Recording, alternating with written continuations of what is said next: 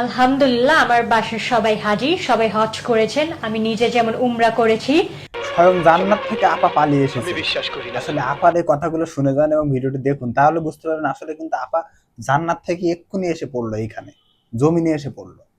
So আপনি বুঝতেই পারছেন আমার ফ্যামিলি হচ্ছে রিলিজিয়াস প্লাস ইন্ডিপেন্ডেন্ট, অ্যান্ড তারা এমন না যে কেউ কাউকে ধর্ম দিকে জোর করে বা এমন কিছু।